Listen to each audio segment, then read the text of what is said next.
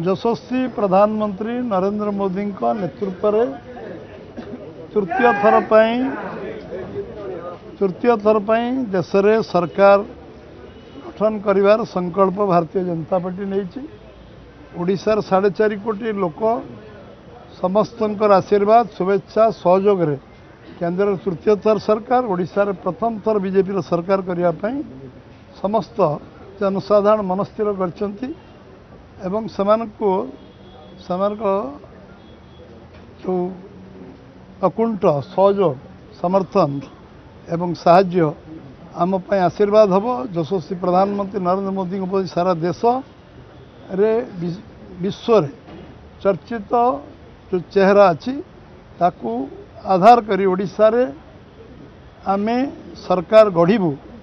एवं साधारण लोक आशीर्वाद मिलिबो विश्वास 100% मोर अच्छी एवं निश्चित भाव सरकार गढ़ा ओडिशार अस्मिता को लेकिन निर्वाचन आमे लड़ू एवं आमर सबु शीर्ष नेतृत्व सहित आलोचना चर्चा होती एवं काली राज्य कार्यालय अपराह्न रे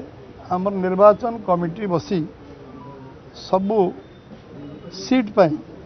निर्वाचन कमिटी तर्न तर्न परीक्षा निरीक्षा करिवो एवं सविशेष रिपोर्ट केंद्रीय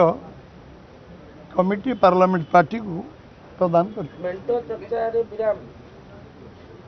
ओडिशा रे बीजेपी सरकार करिवो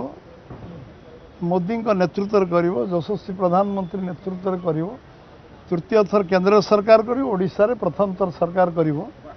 ये कथा आमे समस्त विश्वास दउचु तापर आउ किछि प्रश्न हवा उचित नहीं।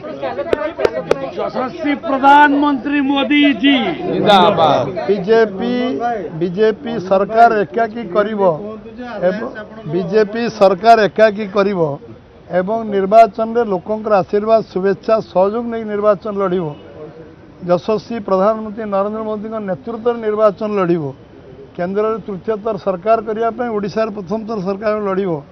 एवं ओडिशार अस्मिता को नहीं निर्वाचन लड़िवो। दुर्नीति अन्यान्य कथा विषय मु आगु कही ओडिशार अस्मिता को नहीं निर्वाचन हम। निर्वाचन कमिटी आगामी काली अपराह्न ओडिशा रे बस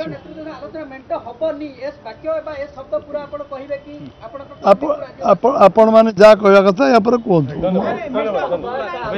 सरकार आपण माने ओडिशा रे बीजेपी सरकार गढ़िबो एकाकी तापर द्वंद्व का मन अच्छी कहतु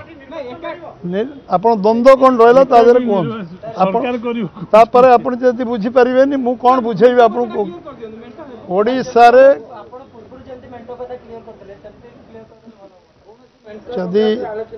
जदि नाकटा यहीटा बुले आनी नाक से जदि कहवाक चाहूँ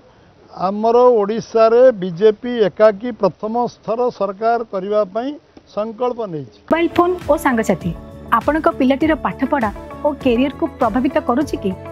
आपण से विवृत कि तेबे आज ही आसतु आपण चाहूबा मन लगी संपूर्ण आवासिक स्कूल